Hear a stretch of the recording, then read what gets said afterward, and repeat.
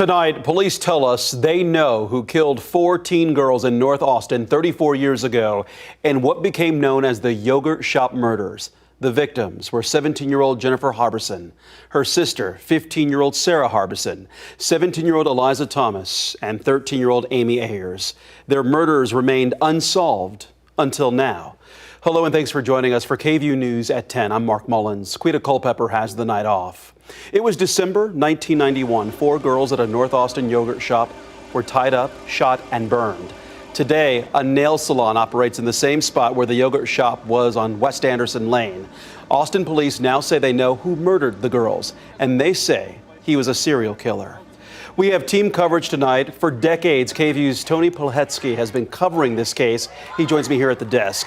Daniel Perot has more on the suspect killer's criminal history, and Brianna Perez is at the shopping plaza where those murders happened. And Tony, let's start with you. Tell us about the suspect that police are finally naming 34 years later. And Mark, so many questions about who this man is, and we've been researching that all evening. His name is Robert Eugene Brashers, and he has no known ties to Austin aside from these murders, and he died by suicide in 1999, about 8 years after the crime. That timing is tragically noteworthy. Here's why. It's because about 8 months before that, Austin police charged 4 other men with these murders, cases that ultimately collapsed over the next decade. Now, this isn't the only horrific crime the suspect has been linked to. Previous reporting by authorities in Missouri connects Brashers to the 1990 murder of a woman in South Carolina. Also, a 1997 rape of a 14-year-old girl in Memphis, Tennessee. Then in 1998, a double murder of a mother and daughter in Missouri. Now, this isn't the first time that we've heard from APD about a major break in this case through the years, the 34 years that this has been a cold case. Talk to us about some of those other announcements that came and then how those cases fell apart. Mark, there have been so many raised hopes and dashed hopes during the past 34 years. The first big break in this case at the time was in 1999. Police arrested 4 men in connection to the murders. It was celebrated widely by law enforcement and city leaders. 2 of the men confessed, implicating one another, and they were convicted. Charges were dropped against the other 2, but then later in the 2000s, everything unraveled. The Court of Criminal Appeals overturned those convictions because the confessions were used improperly, the court said, during their trials. The men were released pending possible retrials, but those never came because new DNA evidence didn't match any of the suspects to the crime scene, Mark. We heard from the wife of one of the suspects that was arrested at the time, and she was confident that her husband was innocent of this and saying that, let's clear up our names and really get back to finding the killer of these girls so their families can have real closure there. How confident is APD that they have the right person this time?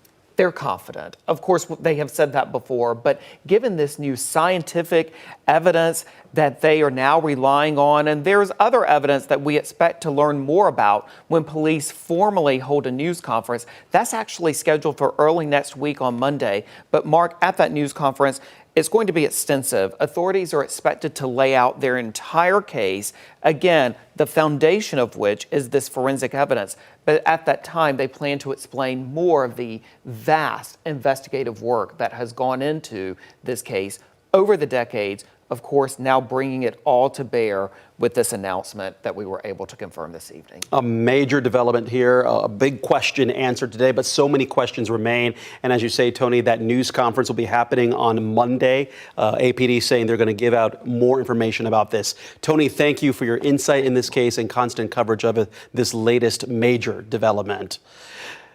Also, families here in Austin and all over the country, they're now processing the new developments in this case, including the daughter of the suspect. KVUE's Brianna Perez is live in North Austin at the shopping plaza where the murders happened. Brianna, you had a chance to speak with the daughter today. Yeah, Mark, I'm here at the strip mall where right next to me a plaque now sits remembering those victims from that night. You can see flowers have been placed here today. Tonight, the daughter of the suspect telling me she cried when she got the news that her father was involved. Deborah Brasher says she was only 8 years old when her father took his life. Growing up, she says she didn't understand the scope of what happened and had lots of questions. And it wasn't until 2018 when she started learning everything about her father's past. She says it was a shocking realization at the time.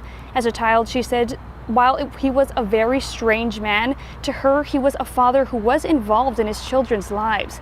After hearing about this latest case, she says it broke her heart. She says she is now standing with the families during this time. But I'm very sorry for the pain and everything that my father has put everyone through. And I wish my father was here today to be able to be punished for his crimes.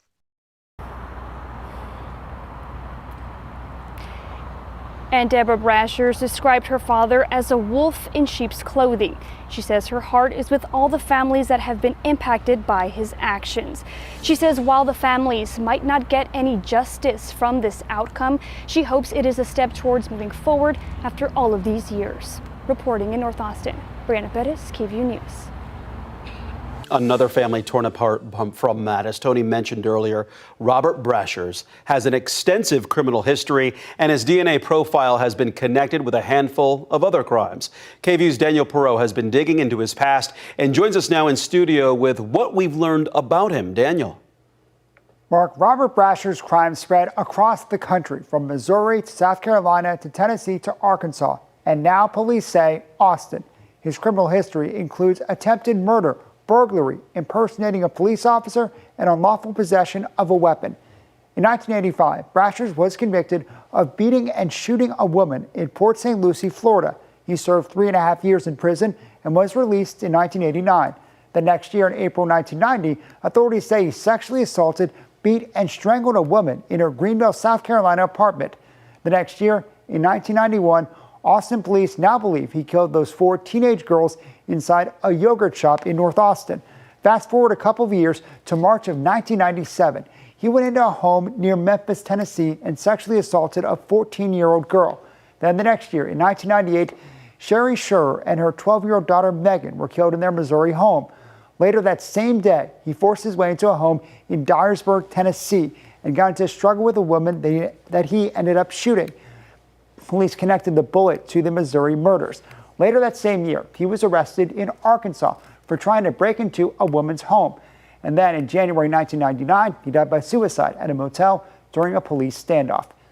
In 2006, investigators in Missouri used new advanced technology to develop a full DNA profile, something they could not do at the time of the crime. They had a match with DNA found at the scene of that Greenville murder. Then in 2017, investigators got a DNA match in the Memphis case. They used what experts call genetic genealogy. This is a new type of DNA testing that has been used to solve cold cases like these to identify Robert Brashers as a suspect in all of these crimes. In 2018, they exhumed his remains to collect and test more DNA samples. At a press conference a couple years ago, investigators talked about why it was so hard to put all these pieces together with just a physical description of the suspect and a composite drawing to go off of. The only thing that I can say is sometimes things slip through the cracks. Our level of communication is a lot greater now than it was 20 years ago. The technology that's available to us is a lot more advanced than it was 20 years ago. I can't point my finger and say there's any specific reason why the pieces wasn't put together. The murder at the yogurt shop is quite different from so many of the other crimes which happened in and around women's houses and apartments. Investigators believe that at least one of the 4 girls in Austin was sexually assaulted at the yogurt shop, as were a number of the other victims of his crimes. Like with these other crimes, we do believe the connection between Brashers and the yogurt shop murders was made through DNA. He had no known ties to Austin aside from these murders. But the biggest question here is why now? Given that law enforcement in these other states were able to match Brasher's DNA to crimes in those states, why did it take investigators here in Austin so long to put all of these puzzle pieces together?